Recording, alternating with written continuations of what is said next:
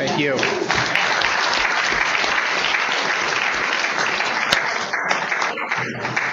I am very pleased and humbled to be involved in this event with Dr. Mann and Dr. Ornstein. Dr. Thomas Mann is a senior fellow at the Averell Harriman Chair at the Brookings Institute. He's a noted congressional scholar who writes and speaks widely in American politics and policymaking. Dr. Ornstein is a scholar at the American Enterprise Institute, writes a weekly column for Roll Call called Congress Inside Out, and is an election eve analyst for CBS News. Both of them have PhDs from the University of Michigan, which I won't hold against them as a Wisconsin graduate. That said, they are both well-regarded observers of Congress and politics and have authored two recent books, The Broken Branch, How Congress is Failing America and How to Get It Back on Track, and that's an excellent book. It's one of my favorites. And more recently, it's even worse than it looks, How the American Constitutional System Collided with the New Politics of Extremism, also an excellent book. Their op-eds appear in the Washington Post and the New York Times and other prestigious newspapers and journals. I should finally note that right here, the four of us, three of us, Dr. Ray, Dr. Ornstein, and Dr. Mann, were APSA congressional fellows. They spent time working on Capitol Hill. And I did not work on Capitol Hill, but I spent a year and a half working on a presidential campaign, congressional campaigns, and a mayoral race. So between the four of us, I think we have a lot of practical political experience. What I'd like to ask you, Dr. Ornstein, and you, Dr. Mann, is, of course, 6 years ago he wrote The Broken Branch. He offered the new book, It's Worse Than It Looks. Both talk about congressional dysfunction. Now, we all know that Americans loathe Congress. To put it in perspective, cockroaches and used car salesmen are generally seen better right now than Congress. So why do Americans hate Congress? And for those folks in the room who haven't read your books, why doesn't Congress work anymore? Well, I'll start, Dave, first by thanking you for the endorsements of the two books. And I want to note for the audience that they make great holiday gifts. And just one caveat on the public opinion towards Congress. Congress rates more poorly than cockroaches and Donald Trump. And the cockroaches have complained about being compared to Donald Trump. And finally, let me say, we expect that we will have a trilogy. We are hoping that the next one is not called Run for Your Lives. But my surefire bestseller title is 535 Shades of Grey.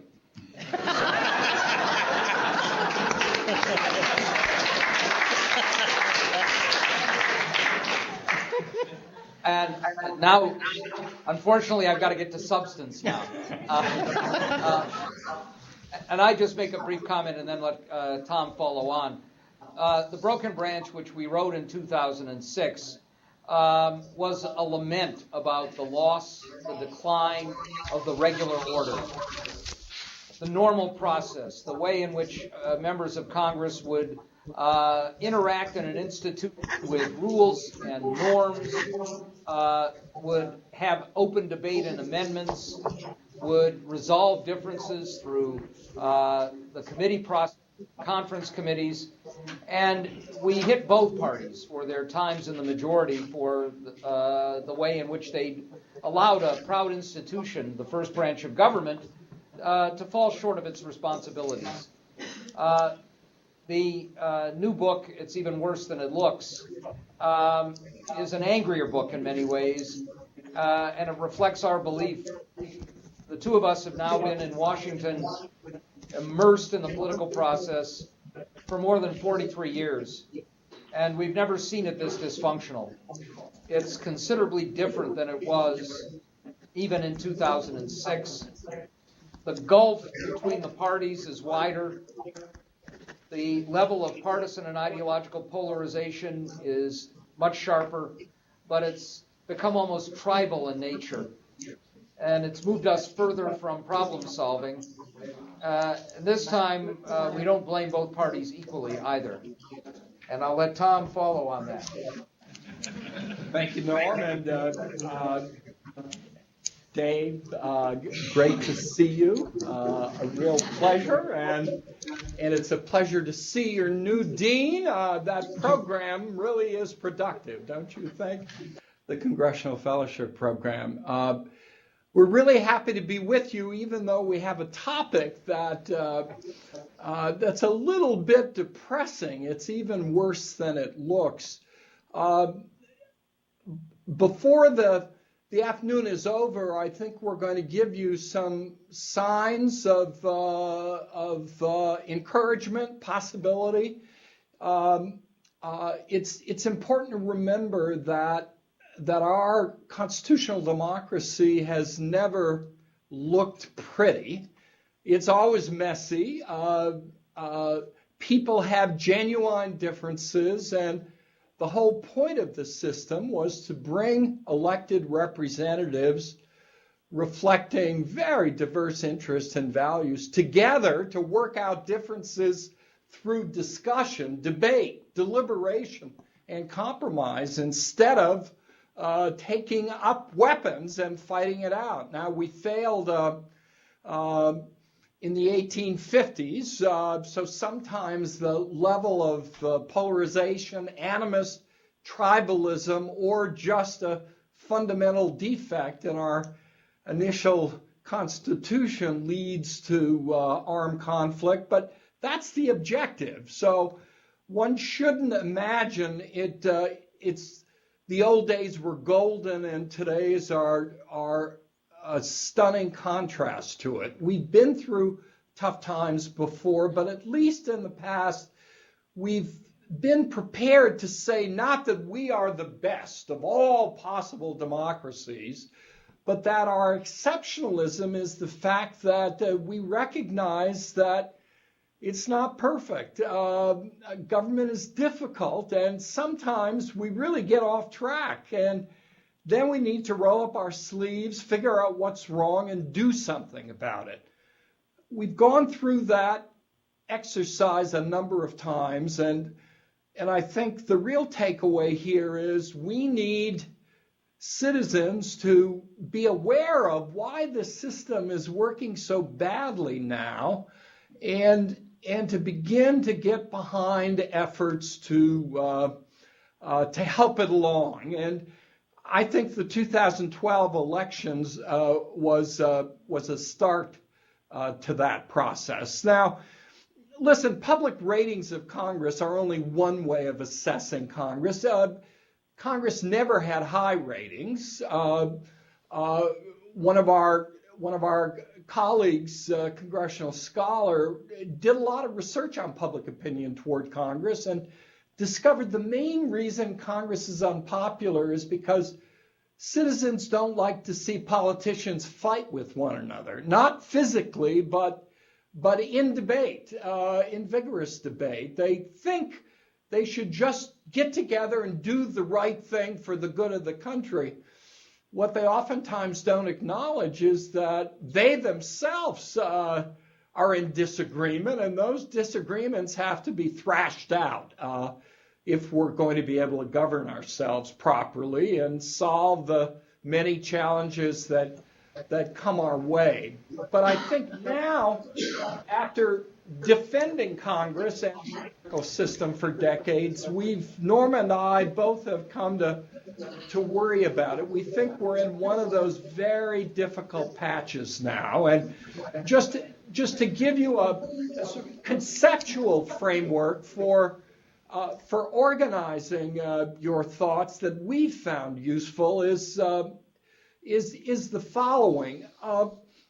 The problem with our politics today is twofold. One, we have a fundamental mismatch between our constitutional system and political institutions, which make it very difficult for majorities to act, right? We have separation of powers, separate elections for the president, the Senate, and the House. We have midterm elections only 2 years after a presidential election that can divide power between the parties that might have been unified as a result of the presidential election. We have a bicameral legislature, and both houses have to agree to pass a measure and then work out their differences in conference committee or some other way, and then that has to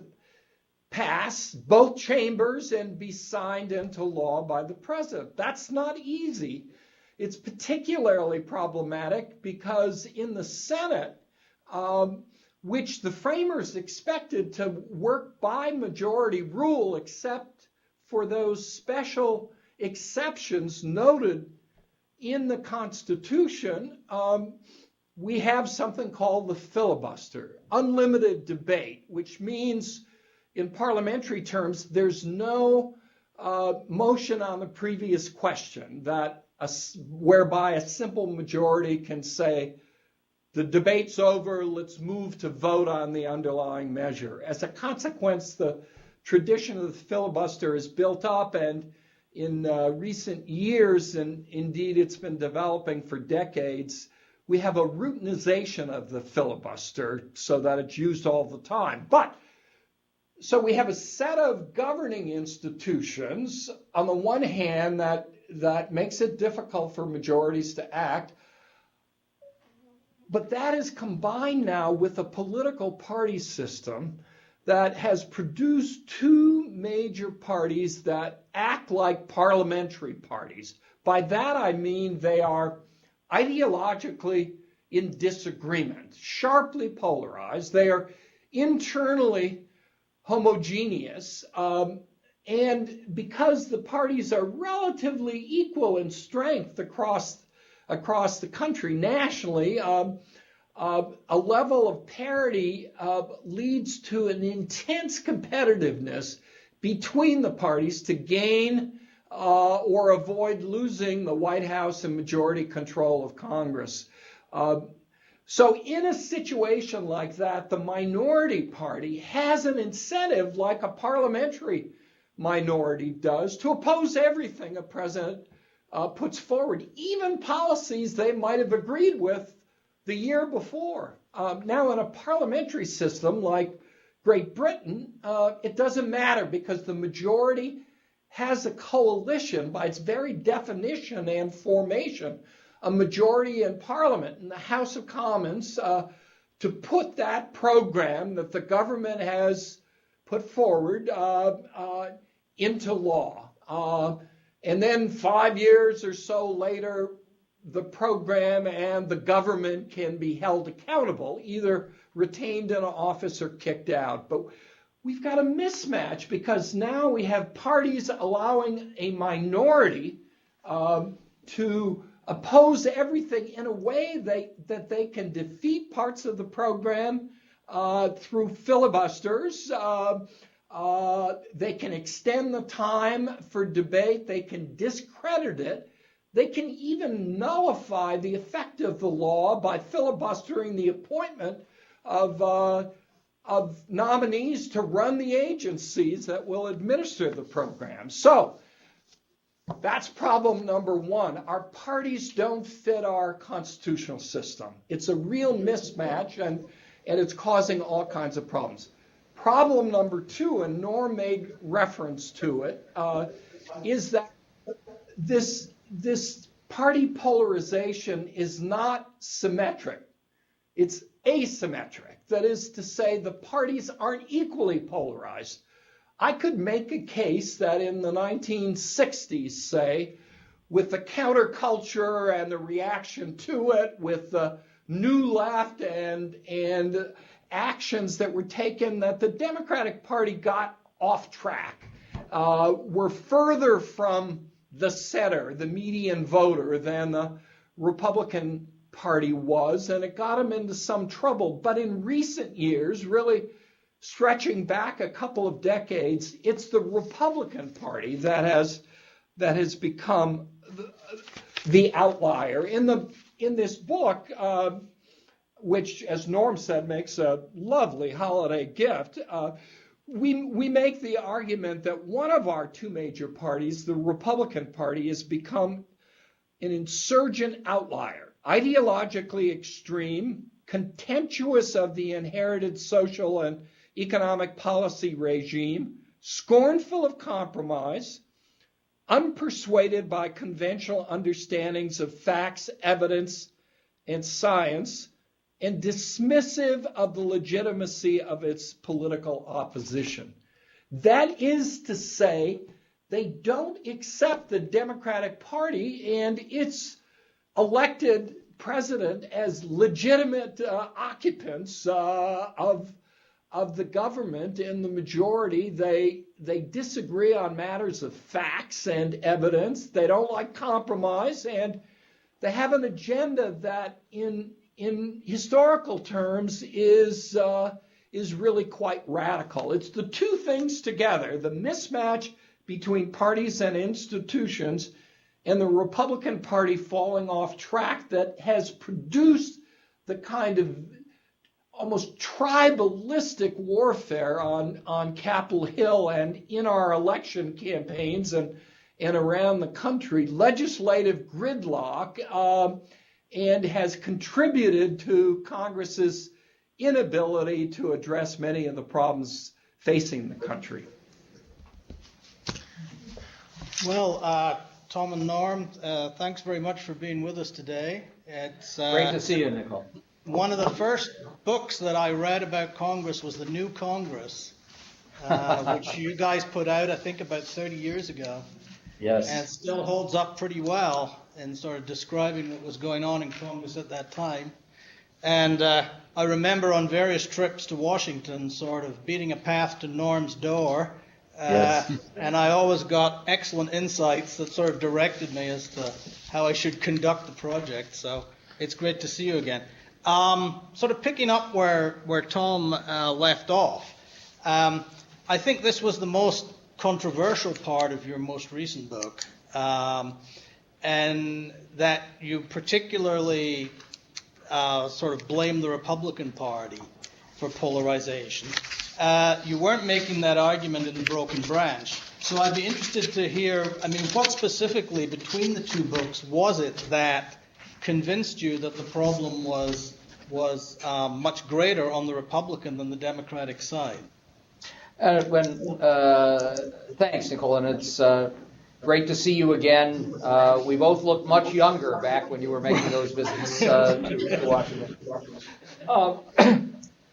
Let me say first that we're not making a case that Democrats are angels here, that the blame can be allocated 100% on one side and 0 on the other. You know, both parties have large numbers of, you could call them ruthless pragmatists. They're out to pursue their own interests and will do so.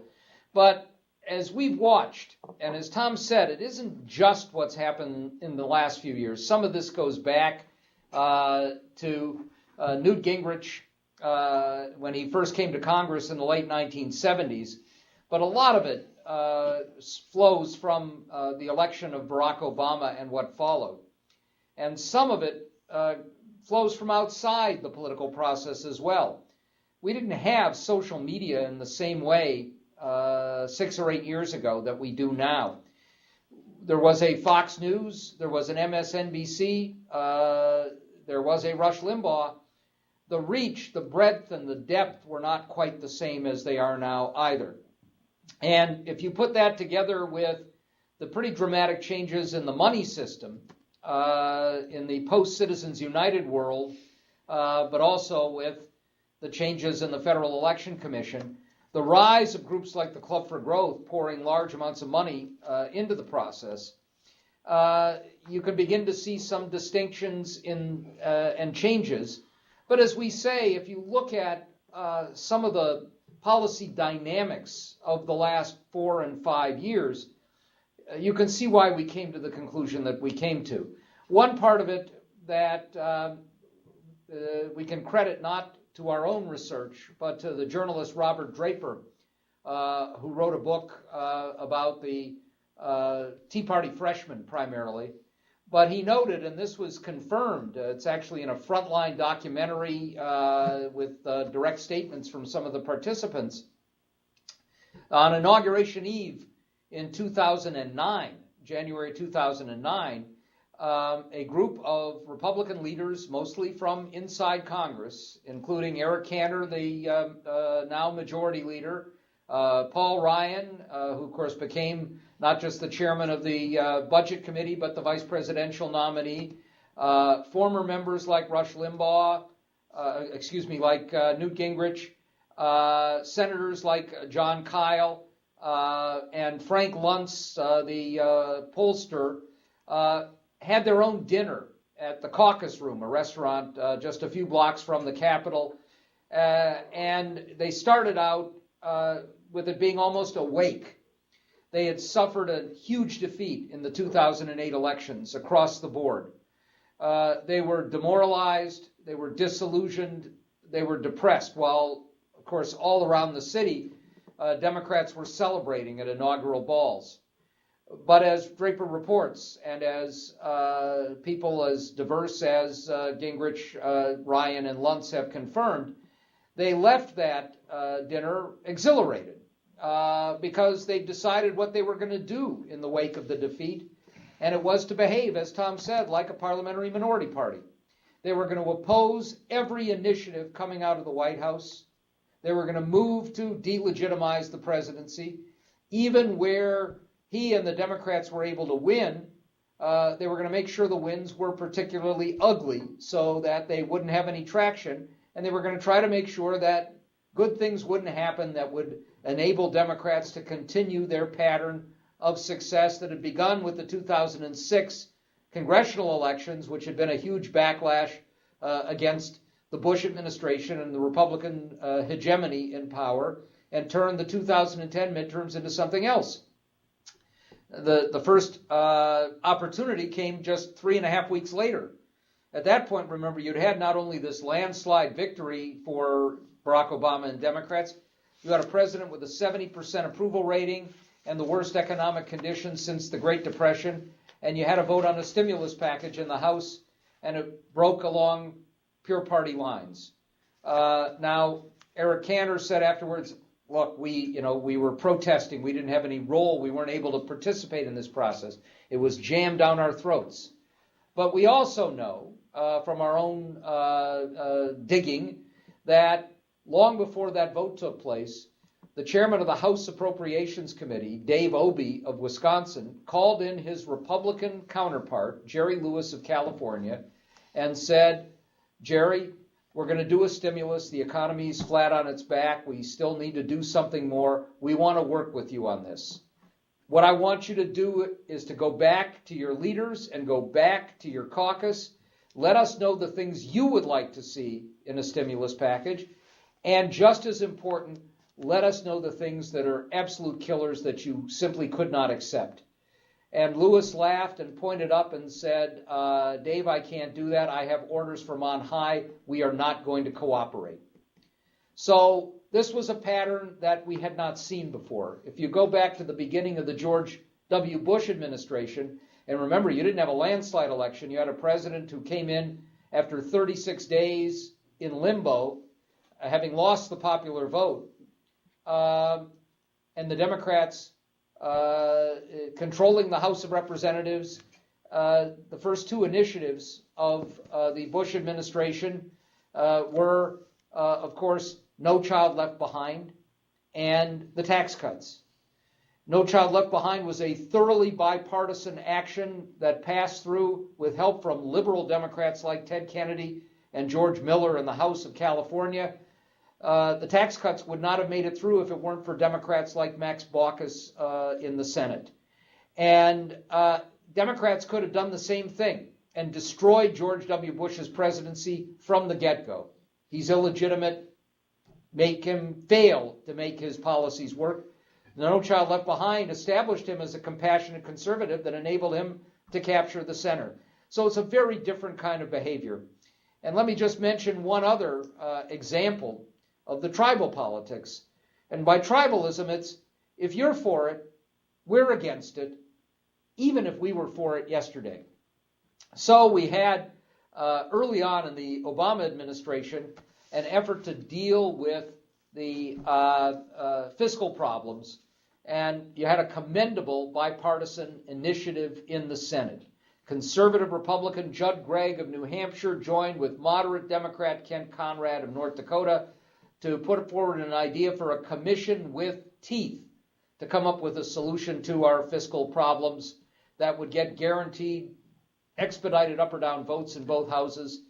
And for a year plus, every day, Mitch McConnell, the Senate Republican leader, would either take to the floor or give speeches or go on the Sunday talk shows and say, we can solve our fiscal problems, we could work together. What we need is the Gregg Conrad Commission passed through Congress. If we could get the Gregg Conrad Commission, we could move on and get our economy moving again. If only the president would support the Gregg Conrad Commission. And then in 2010, President Obama endorsed the Gregg Conrad Commission. A few weeks later, it came up for a vote in the Senate. 7 original Republican co-sponsors and Mitch McConnell voted against their own resolution. And the only thing that had changed in the meantime was Obama endorsed it. If he's for it, we're against it.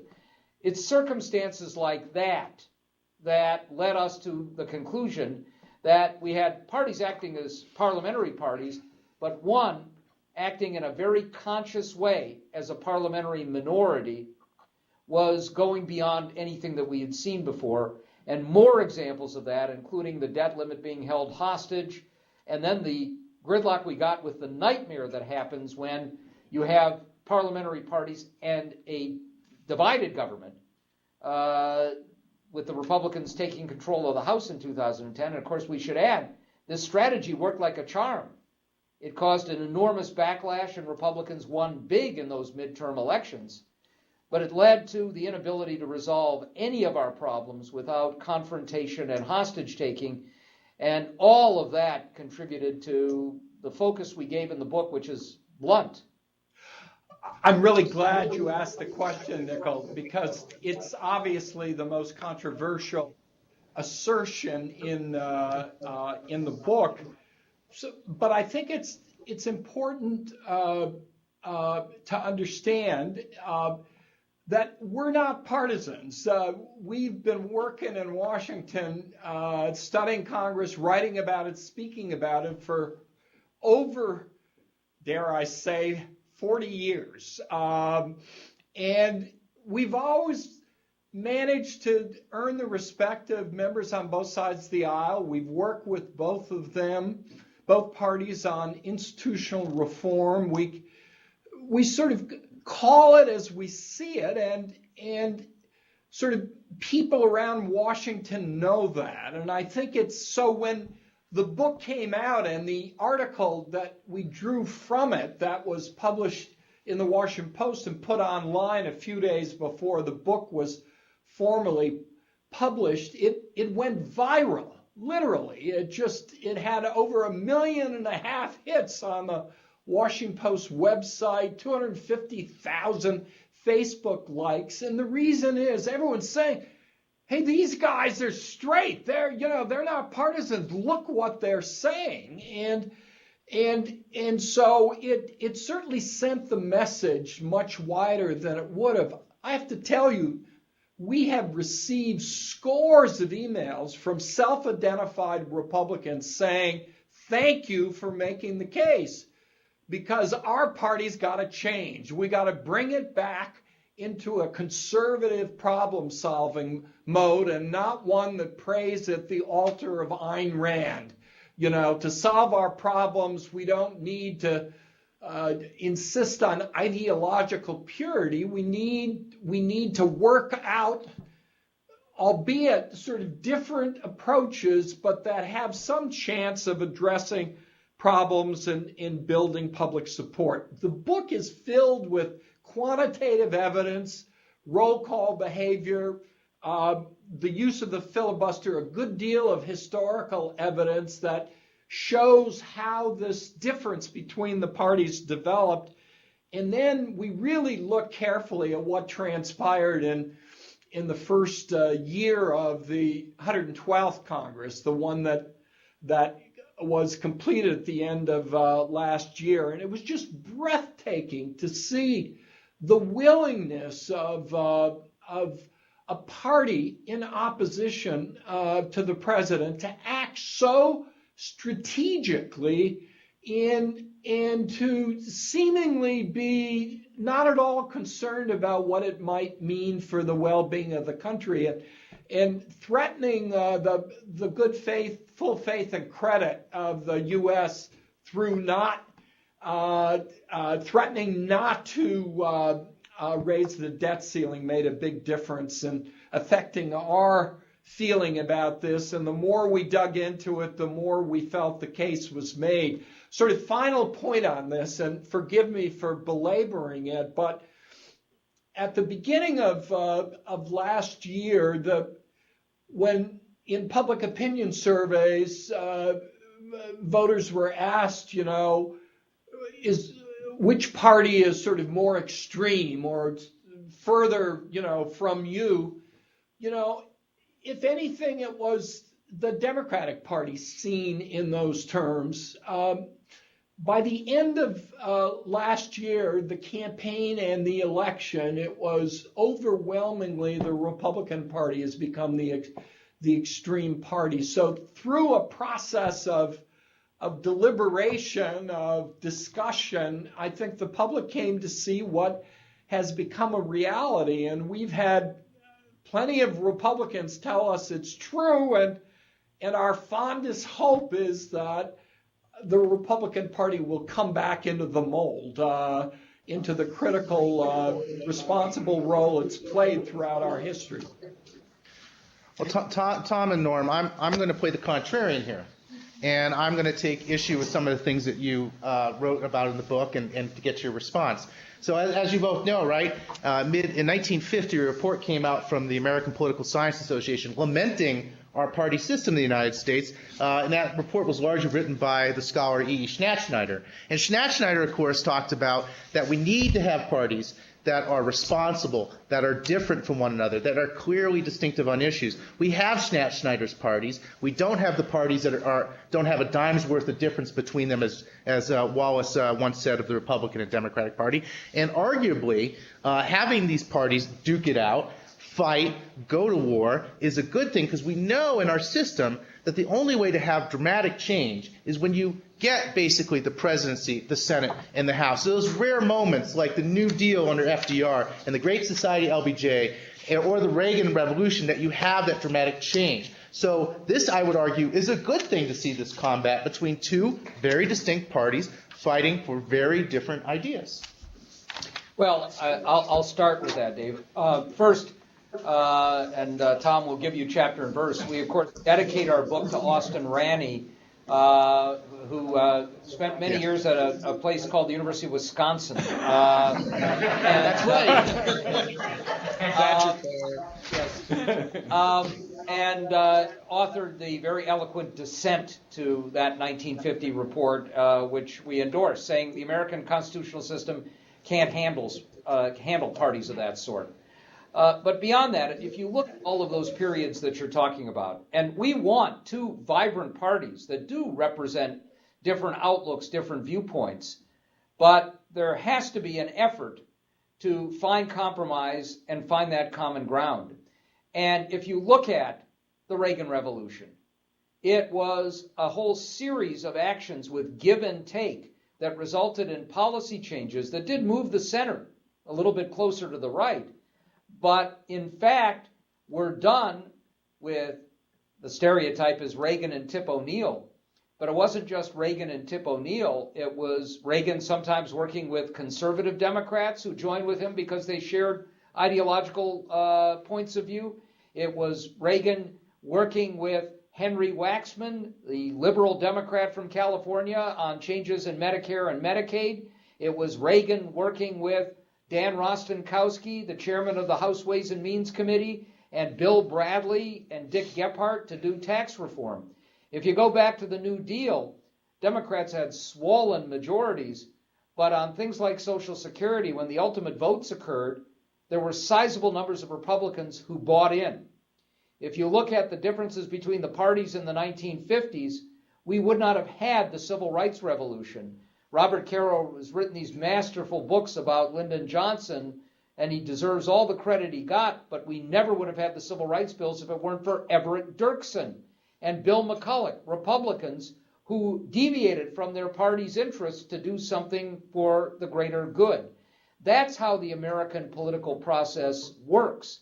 And when you have a party that is willing to go to extraordinary lengths, Tom mentioned the filibuster, you can have all the reins of power, as Barack Obama and the Democrats did in the first 2 years of that administration, but you had the Republicans for the first time ever raise the bar routinely to 60 votes and not 50 in the Senate, and use the filibuster as a pure weapon of obstruction, not just on things that were highly controversial like the health care bill, on nominations and bills that ultimately passed unanimously because they could take more time and make it much more difficult to govern.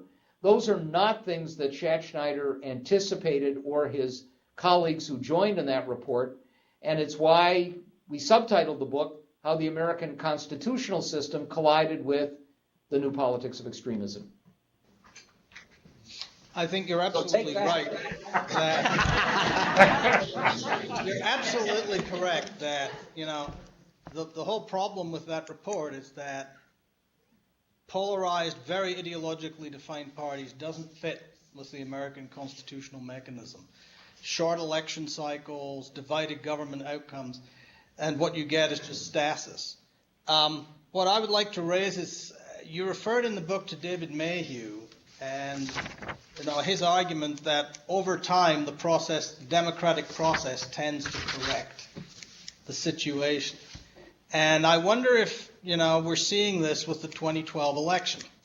For example, two of the guys that you talk a lot about in the book, Paul Ryan and Eric Cantor, seem to have been somewhat chastened by what happened last November, at least if we look at some of the more recent actions in the House. We're beginning to see some policy movement on issues that have been thoroughly blocked for 5 years, largely in response to the November election results. So I'd like to get your take, on very contemporary events in D.C. and if we're seeing, the Republican Party's got the message. Oh, that's such an important observation and question. Certainly, David Mayhew and many of us have long been struck by the self-correcting mechanisms that seem to operate in our political system, so that even when we get in a mess, eventually the electorate manages to help get us out of it. Now, what we argued in the book was that it wasn't coming through very clearly to the public. And so we were going through a period in which it wasn't getting corrected. Part of it was the media. I mean, we had the partisan media clashing, and we had the mainstream media too timid about reporting on the asymmetry in the behavior of the parties, always looking to make the two equivalent so they couldn't be charged with partisan bias. And so I think it took a while. I do think it was important that, and we weren't the only ones, to begin to speak up as to what's happening. And in fact, as you say, the Republicans gambled on a strategy of complete opposition to Barack Obama's program, even if he advanced policies they had once endorsed. That was going to be their route back into power in the White House and both houses of Congress. And they failed. They lost that election. They thought they were going to win, and they lost it pretty decisively. Of course, they retained their majority in the House, even though they lost the popular vote for the House by about 1.5 million votes. It's the inefficient distribution of Democratic voters clustering in urban areas and some partisan gerrymandering that produced that outcome.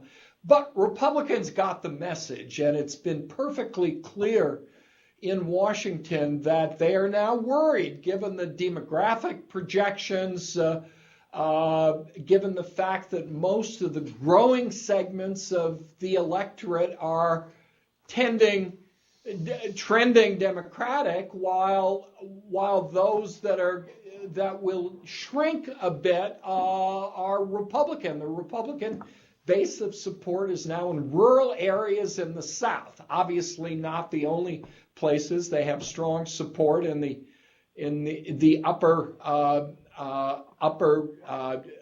Midwest, your neck of the woods, and clusters within other states. But Republicans are genuinely worried. That's why you're seeing new talk on immigration. That's why you're getting some responses on gun control.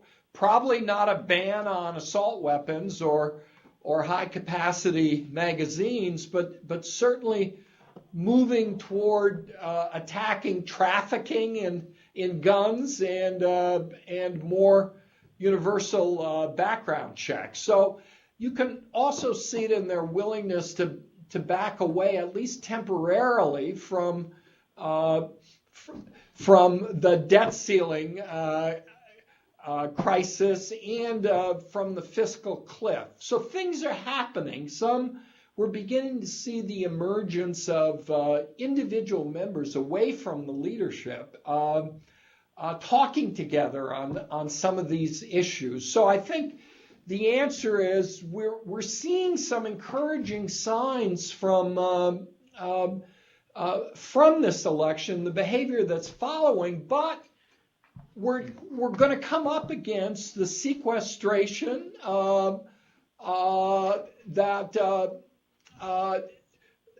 will provide pretty devastating cuts in a weak economy, and the continuing resolution expiration that with Republicans kind of holding on to the Grover Norquist no new tax pledge and sort of insistence. So I think there's still tremendous polarization between the parties, intense political war, but at least a sign, an early sign that has to be encouraged and reinforced if our system is going to correct itself, because some of the forces that have produced the pathologies in our politics are more deeply seated.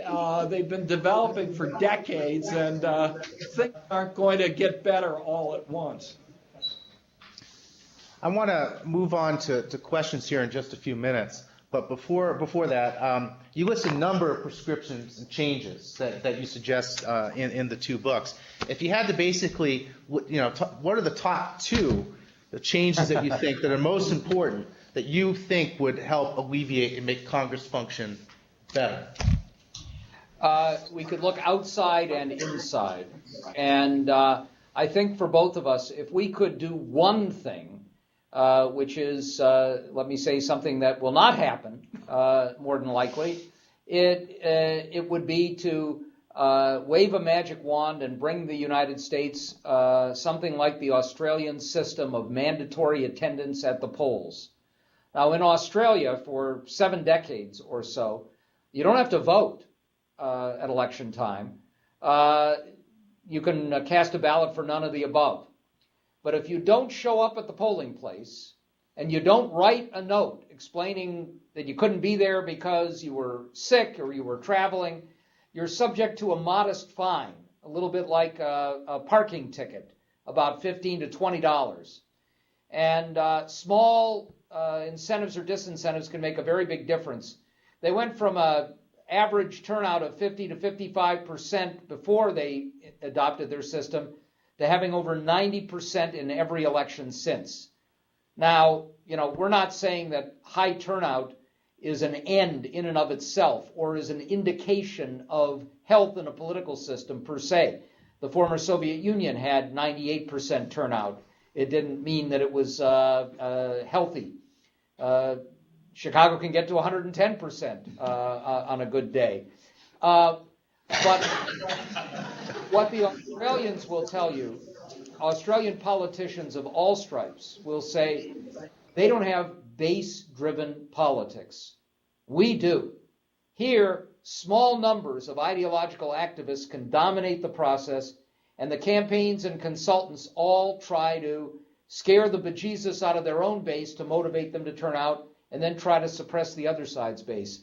In Australia, you know your base will be there, and their base will be there, and you focus on the voters who are in the middle.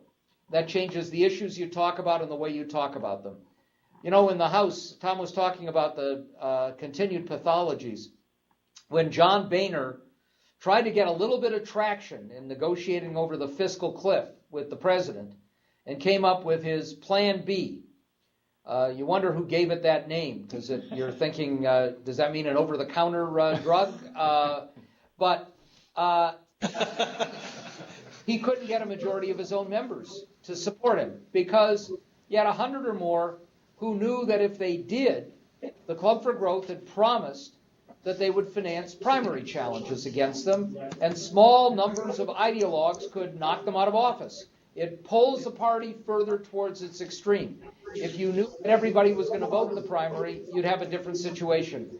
Short of that, if we could get an expansion of what they're now doing in California and other states, open primaries, along with preference voting, so you don't have distortions in the process, we would be happy with that. And if we could do one thing internally, I think it might be a little additional filibuster reform so that you could move it back, at least if you're going to have a system like we have now, where a majority would have a little more freedom to act. We don't want to make the House like the Senate like the House. We don't want to eliminate the filibuster, but it would be nice if you could move it a little bit more away from having a weapon of pure mass obstruction. I embrace it. More voting, fewer filibusters. More voting and fewer filibusters. Well, what I'd like to do now is I'd like to open up the questions. And what I'm going to have to do because of the microphone is I'm going to ask you to stand up, give me your question, keep it short, and then I'll relay it to them over the microphone. So let's have at it. Who would like to go first? Yes, sir. Now, Ron Paul said that if Democrats have a bad idea and the Republicans have a terrible idea, if they compromise, they might come up with one rotten, stinking idea. Now, are you suggesting that all progress is made by compromise, that we won't be like, get in the middle of the road and be roadkill? And then the other question is, who do these two people vote for president? Will there be some bias in their consciousness? Can they admit to any of that? Now, did you guys hear that question? Yeah, we did. Yeah. Okay, perfect then. Let me take the first, and I'll let Norm handle the second.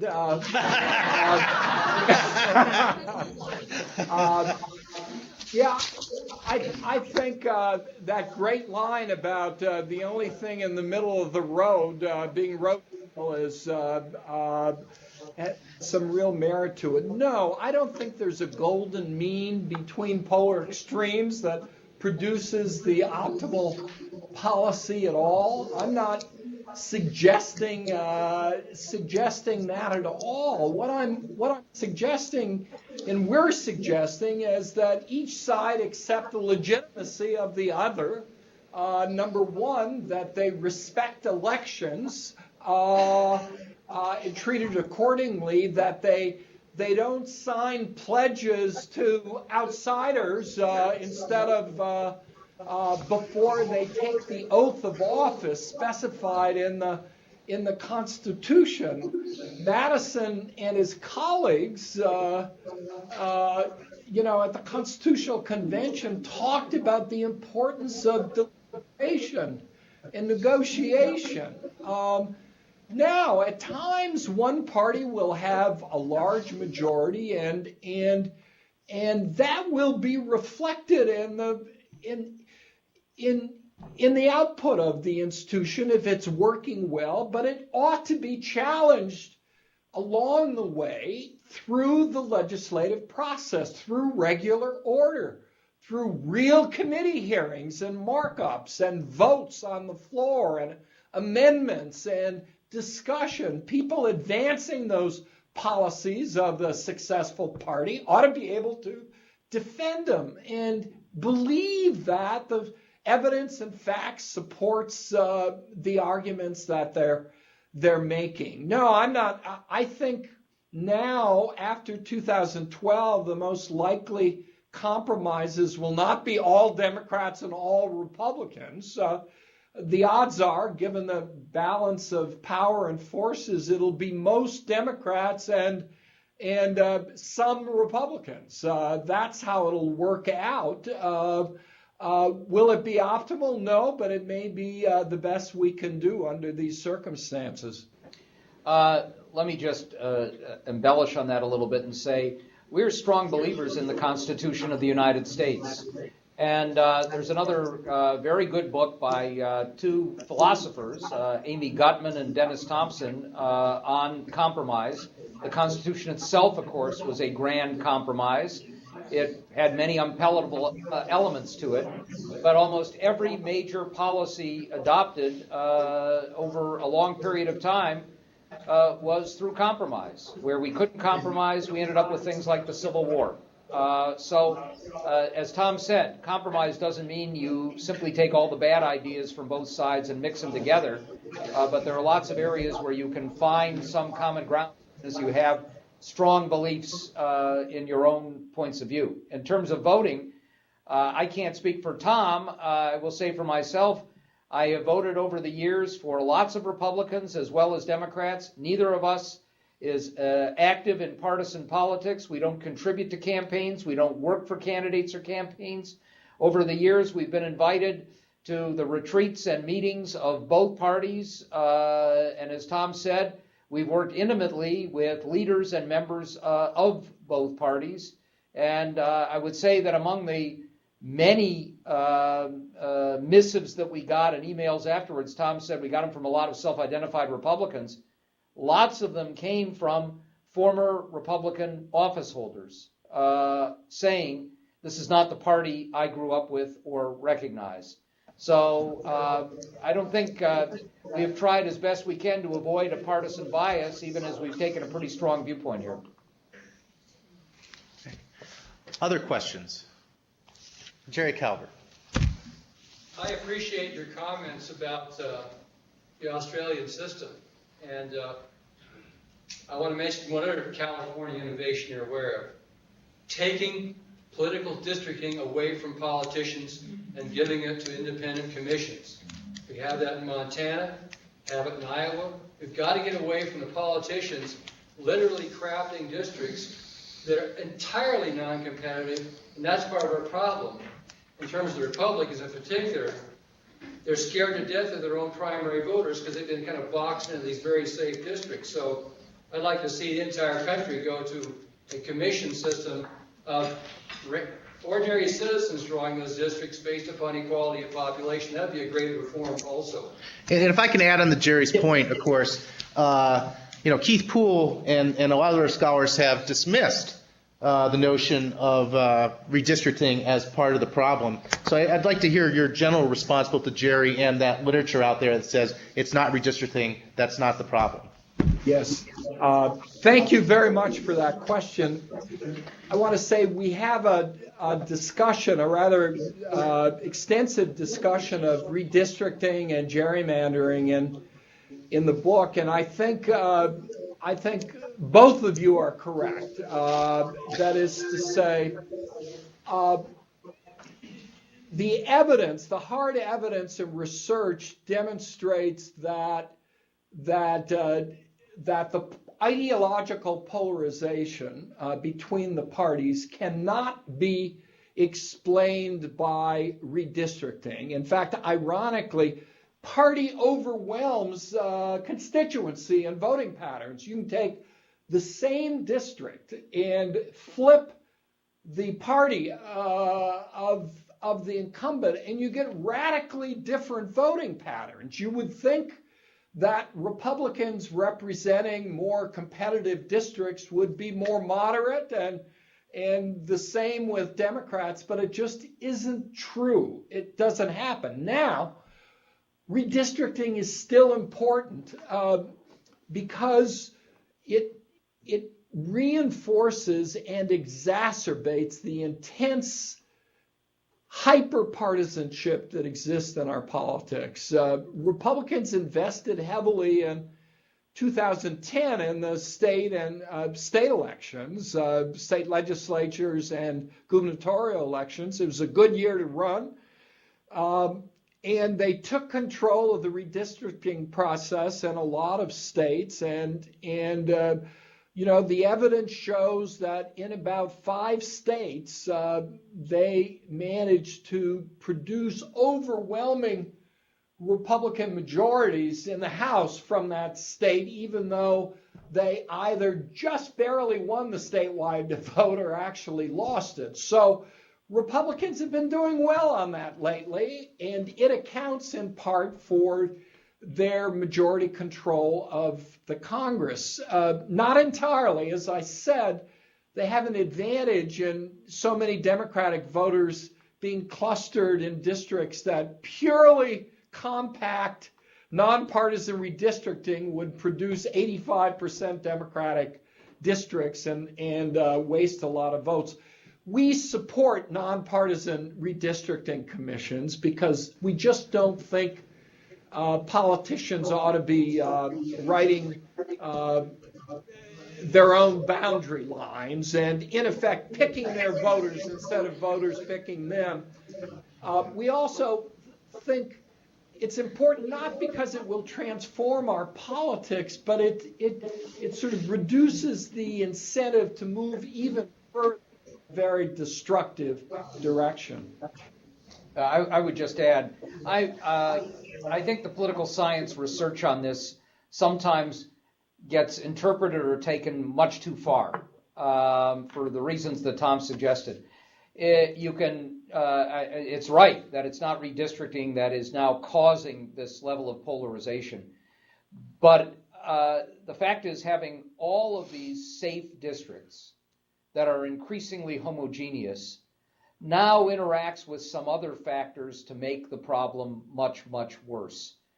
So the money system and the notion that now the only thing that matters in most of these districts is primaries, but you got to be ready because at any moment the Club for Growth or other organizations will pounce and create a primary opponent for you, and you will act in anticipation of that happening by moving to mollify those forces that pull you further to an extreme side.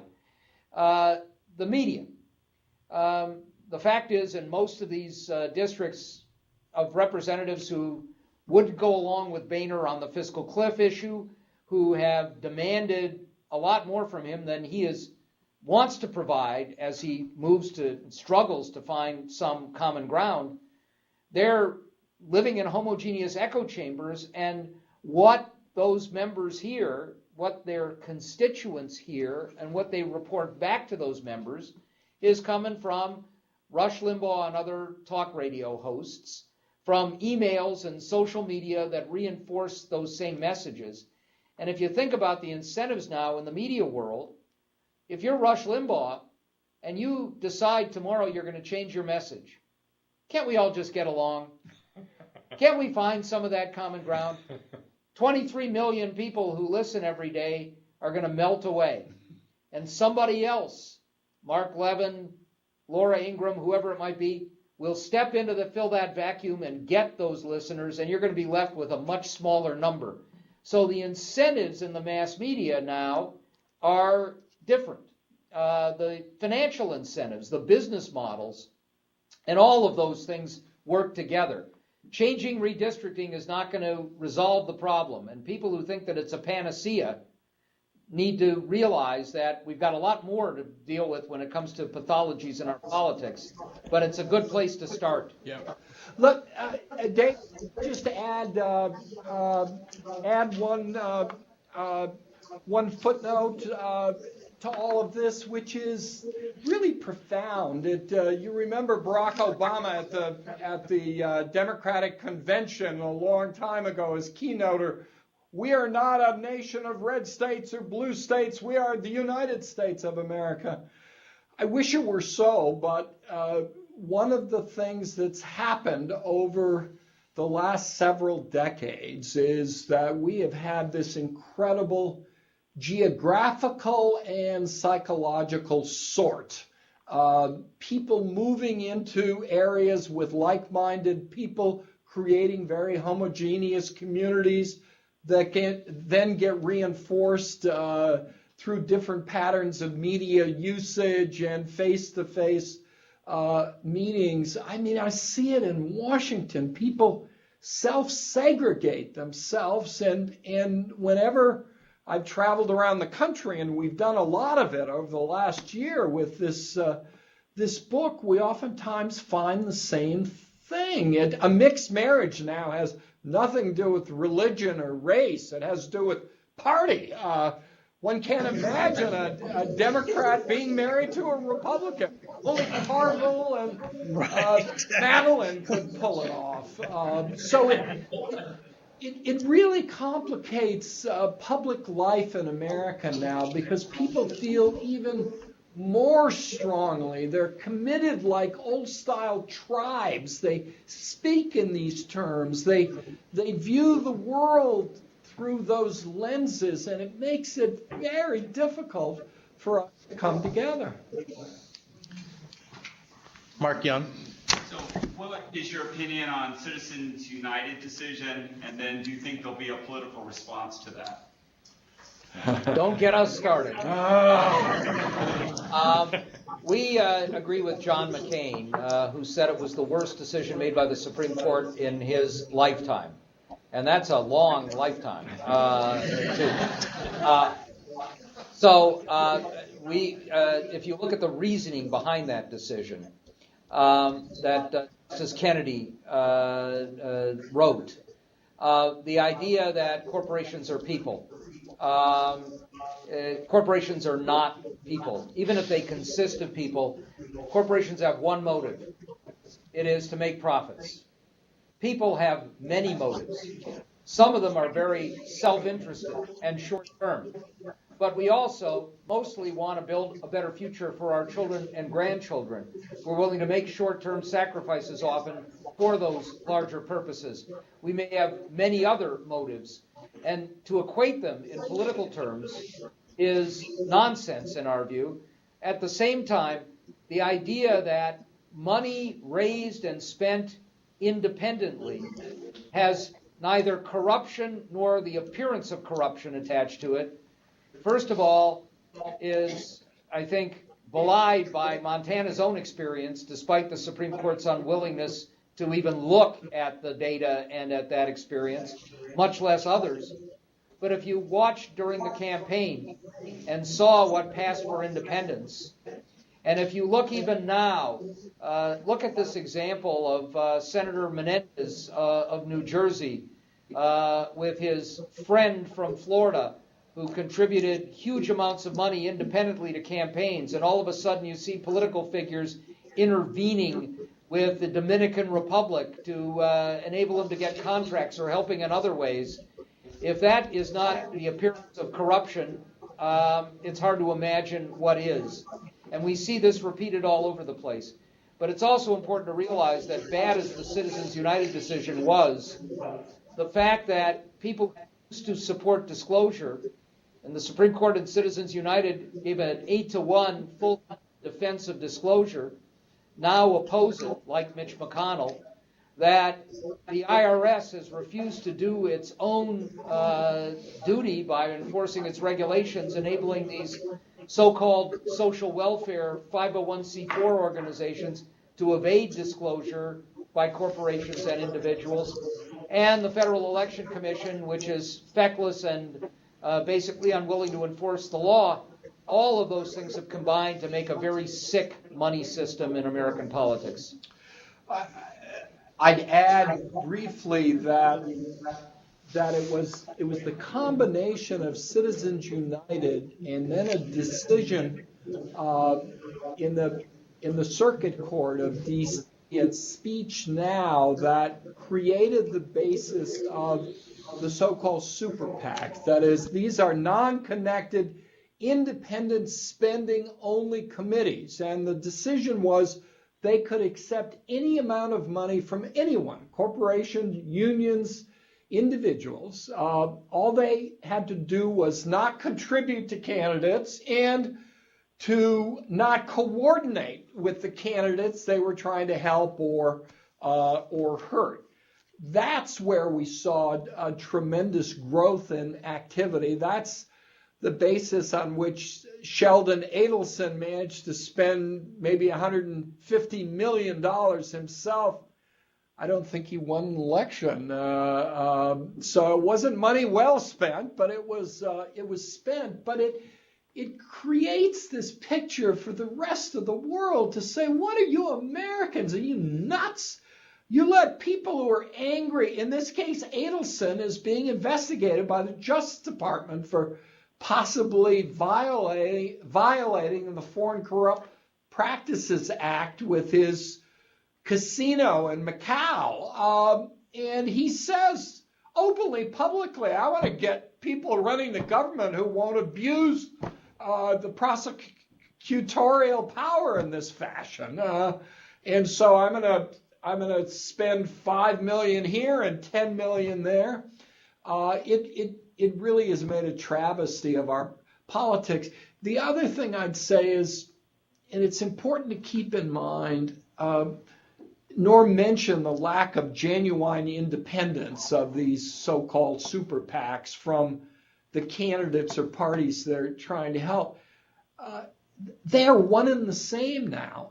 Look at all of the large super PACs. They're either existed in the primary season on the Republican side, and they're all formed by friends of the candidates or relatives or former employees of the candidates, or in the general election, run by former party officials, Democratic and Republican. I mean, they're one and the same thing now, which means we have a two-tier system. One regulated, limits on size and source of contributions and disclosure, and the other, the Wild West, anything goes.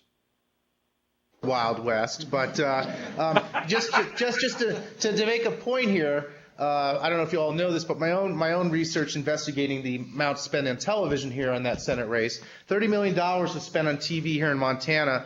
About 55% of that was spent by some of these outside groups, 527s, 501s, you name it. So the majority of the money that you saw on TV was actually outside advertisements from these outside groups. We probably have about time for about 2 more questions, maybe. So I'm going to go with Ford way back there. All right. Do you believe the 2013 Reid-McConnell filibuster deal is going to be sufficient to reduce gridlock? And if not, is the talking filibuster the solution? I'm actually comfortable with the fact that McConnell and Reid made a deal. The basic reason being at this point that if you turn the Senate upside down by changing the rules in a way that it had not been done before, causing a lot of internal friction and a lot of ways in which a minority party would be able to slow down or bollocks up the works without even turning to filibusters. And you do it when the House is in the hands of the Republicans. You may be able to get more legislation through the Senate, but so what? So you get the worst of both worlds. You upset comedy in the body and you don't accomplish any of the goals that you might want to achieve anyhow. So it made sense to try and do this in a bipartisan way with the leaders involved. And what they did was sensible. It will expedite action when you have filibusters or holds that are done by individuals or small groups, and the leaders have agreed to move on. And it expedites nominations by making it easier for leaders to bring up a number of them at one time, even if people are put holds on. A hold is simply an individual senator saying, I'll deny unanimous consent. Everything in the Senate is done by unanimous consent. But it can take hours or days to overcome that, even if you have a supermajority ready to go for it. And leaders are not going to do that when you have hundreds and hundreds of nominations, executive and judicial. But now they've reduced the time frame enough that you can actually move things through. Whether that changes the partisan divide in terms of the use of the filibuster by a party acting together, and the minority has 45 members, remains to be seen. Now, if they had gone further, or if we were looking for something else, neither of us was particularly fond of the talking filibuster. What we had proposed in its stead was something that Harry Reid actually embraced as the alternative if he couldn't reach a deal with McConnell, and that was to shift the burden of the filibuster from being on the majority, forced to come up with 60 votes to stop debate, and put it on the minority to come up with 41 votes to continue debate. We've seen a distortion in this process. The filibuster is supposed to be a minority feeling so intensely about something that it will thwart the will of the majority by going out of its way and making immense sacrifices, talking constantly, the Mr. Smith model, however you want, but putting their burden on them to convince Americans that their position is the correct one. To force the majority to have to come up with 60 was a distortion of that process. And the talking filibuster meant that you only had to basically, if you had 40 people willing to do it, it meant if you're going to go around the clock, maybe you'd have to speak for 45 minutes or a half an hour, and then you could turn it over to somebody else. This way you'd have to have everybody there and ready to vote. And so we would turn in a different direction. And there's some other reforms that would make sense if they end up doing something more. Frankly, we'd prefer that the Senate work. It did for a long time with a rule that had not fundamentally changed since 1975. It was the culture that changed. But you can only change the culture back perhaps by making some changes in the rules, and now they've taken one step in that direction. Yeah, I'd just add that it wasn't really filibuster reform. They made it a little more efficient for the leaders to work with recalcitrant or around recalcitrant individual senators or small groups of senators, but it made practical political sense. With the House controlled by the Republicans, it's clear the only way Obama can govern is to begin in the Senate to try to get some Republicans, and they exist, who are tired of being purely opposition party operatives who want to legislate, to build not a huge majority, but some Republicans joining most Democrats, report a bill out and get it to the House and put pressure on Boehner to bring that forward. That's the only way you're going to get things done. And exercising the constitutional option of changing the rules with 51 Democratic votes and Joe Biden in the chair would have destroyed the atmosphere, and the changes they were going for weren't big enough or important enough to take that kind of risk. We have time for one quick question, and a quick question. Skylar, go for it.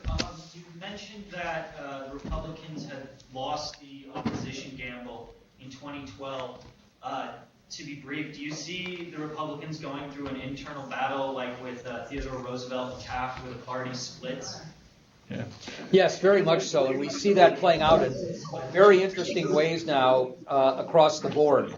I think you've got three groups of party leaders out there. One is the Rush Limbaugh group, which is basically never give up, never surrender. We don't need to change a thing, period. Then you've got a group, I call it the Charles Krauthammer contingent, which basically says we only need to change one thing. All we got to do is get 40% of the Hispanic votes. We can get 50.1%. Just pass some kind of immigration bill, flip that switch, and everything will be fine. And then you've got the pragmatists, and they include some very conservative people. It's Mitch Daniels and Jeb Bush and Chris Christie and Bobby Jindal and people of that sort who understand that they've got to move back to being the vibrant, conservative, problem-solving group. But you also see now that these battles are being played out at different levels. Karl Rove is back now saying we got to form a new group that makes sure that we don't nominate lunatics to the Senate and the House because we would have a majority in the Senate right now if we hadn't nominated people like Christine O'Donnell or Richard Murdoch or Todd Aiken. let's pick conservatives, but ones who can appeal to a broader group. And that effort is being challenged vociferously and vigorously by the Club for Growth and many other conservative groups saying, we're not going to move in that direction.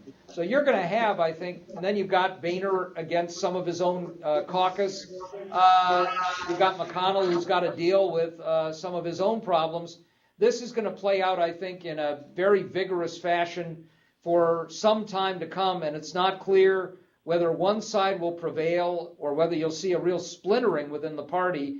It's not likely we're going to see a third party emerge. There are just too many reasons for that not to happen in America. Yeah, I don't see a Teddy Roosevelt progressive movement growing out of this Republican Party, but there really will be a battle between pragmatist problem solvers and do or die conservatives. And ironically, the most recalcitrant to change in the Republican Party is probably not in Washington right now, but in a number of red states where overwhelming Republican majorities in the legislature and Republican control of the governorships. Take Kansas with Sam Brownback are moving in an even more conservative direction, and the Koch brothers have intervened to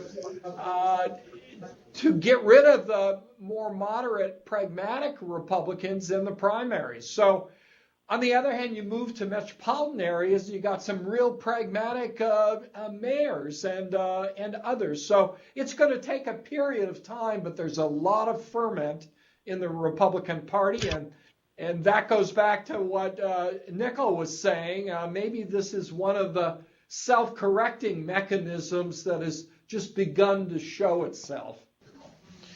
We started here talking about Congress, now Congress dysfunctional, but I'm struck by, from the questions and the things that you were talking about here, that in a lot of ways, the dysfunction starts with us. We're the ones that are finding ourselves trapped. Well, you. What, me? Yes, me. Yes, I'm responsible. Not us. Not you guys. But one of the things I encourage my students, and I encourage all of you to do, is seek a variety of sources of information to inform yourself. At the very least, you need to understand what other people are saying about an issue. Don't get caught in echo chambers. There are good ideas all around there from both parties sometimes. And I think it's worthwhile for us to try to remember that and have conversations. So one thing I tell my students, if you're a liberal, great, listen to Rush Limbaugh for a week. And if you're a conservative, great, go watch MSNBC for a week and try to at least kind of see what the other side's talking about. But I'm going to tell you, this was a great pleasure. I'd like to thank you. And Nickel, if you want to say some final words. Can I read the New York Times instead of watching MSNBC? Fine. Please. Fine. Yes. Gentlemen, thank you very much for being with us today. It's been a lot of fun, as always, to listen to your insights into what's going on in Congress and in American parties and American politics more generally. I hope you'll visit with us again before too long. And, would be delighted. And I'd just like to thank you, thank the Political Science Department, Chair Professor Young for putting this together, all the sponsors, and thank all of you for coming. Yeah.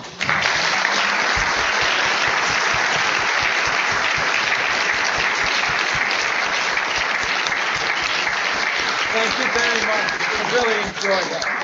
And somebody bring us a drink from that reception, okay? We'll bring you a drink. And then you guys, we need to talk about oversight, because I disagree with your book on oversight. Okay. Thank you. Bye-bye.